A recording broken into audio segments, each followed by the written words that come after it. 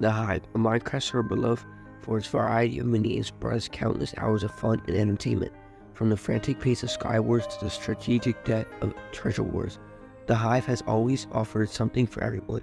However, not every game enjoyed the same level of success, and today we're diving into one such game, Ground Wars. This game, despite its initial promise, ultimately fell into obscurity.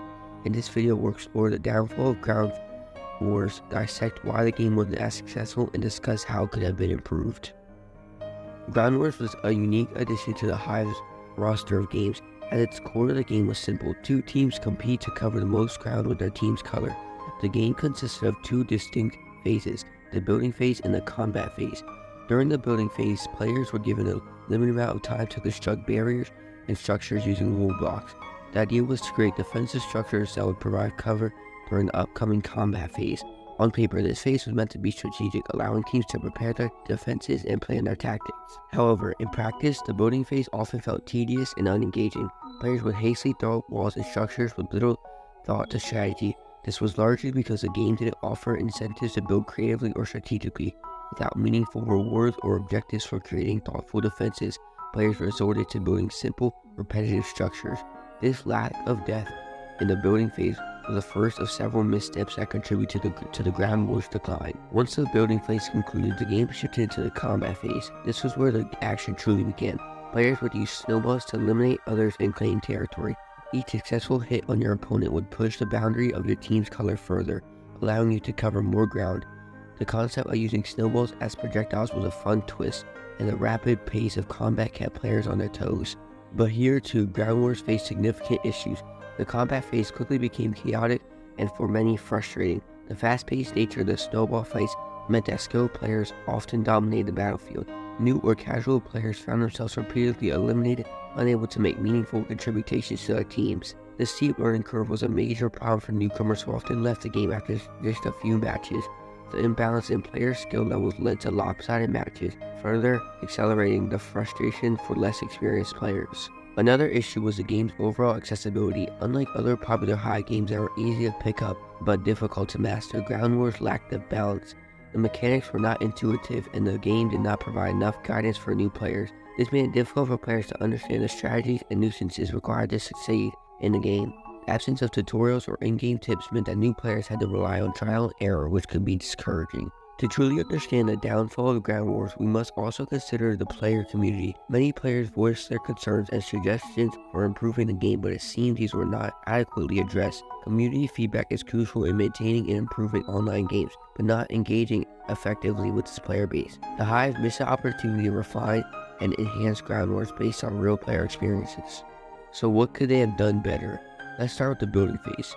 And to make this part of the game more engaging, Ground Wars need to introduce objectives or rewards for creative and strategic building. For example, providing bonus points for constructing certain types of structures or achieving specific defense goals could have encouraged players to think more strategically. This would have added depth to the game and made the building phase more than just a precursor to combat. Additionally, the combat phase needed to be balanced to be more inclusive. One way to achieve this would have been to introduce different types of projectiles or power-ups that cater to various skill levels. For instance, players could earn or find special snowballs with unique abilities such as slowing down opponents or creating temporary barriers. These power-ups could level the playing field, giving less experienced players a fighting chance and making the combat phase more dynamic and exciting. Another improvement could have been implementation of a ranking or matchmaking system to ensure players of similar skill levels were matched together. This would have prevented experienced players from overwhelming newcomers and creating a more enjoyable experience for everyone. A well-implemented ranking system can keep matches fair and competitive, which is essential for retaining players. But I feel like they would never add this because they don't have it in Bed Wars or Sky Wars, so I feel like it would be better to add in those games first before a simple game like Ground Wars. Because I would love to see a ranking system in Bed Wars and Sky Wars. Anyway, back to what I was saying. Moreover, Ground Wars could have benefited from more varied and interesting map designs. Unique maps with different terrains, obstacles, and interactive elements would have kept the gameplay fresh and exciting. Each map could have offered distinct strategic challenges, encouraging players to adapt their tactics and explore new approaches. Regularly rotating maps or introducing seasonal themes could have also kept the player base engaged and looking forward to new content. Engaging with the community is another area where Ground Wars fell short.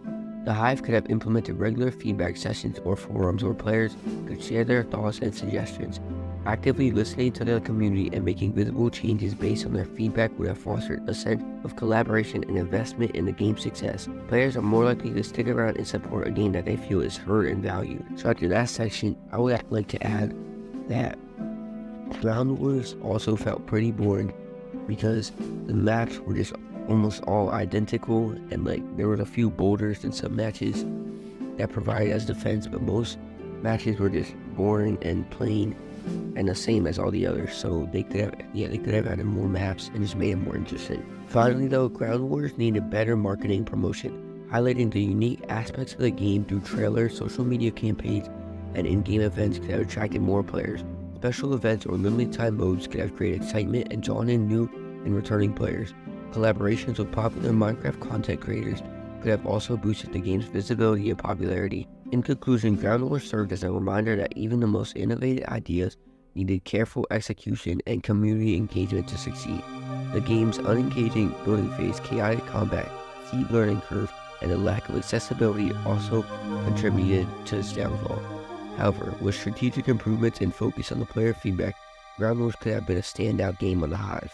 After all that said, do I think the Hive can bring back Ground Wars, revive it, and get this player base back?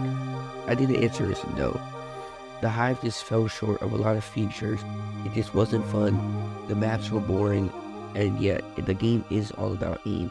So it's kind of harder for console players to get in the hang of that against, computer and mouse players, keyboard players, because it's easier to aim on keyboard and mouse. So yeah, it was a steep learning curve for console players. I mean, they could use a keyboard and mouse, but not everyone has access to those materials. So that's one part where Ground Wars fell short. Now, I'm not sure if there's any way to separate lobbies between keyboard players and controller players, because you can use a keyboard and mouse on console.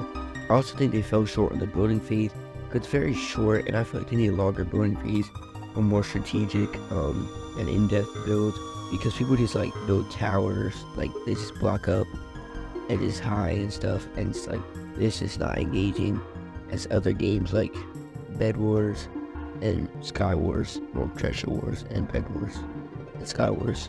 But yeah, these are all the reasons for Sky Wars playing base being so low and why the game fell off very hard.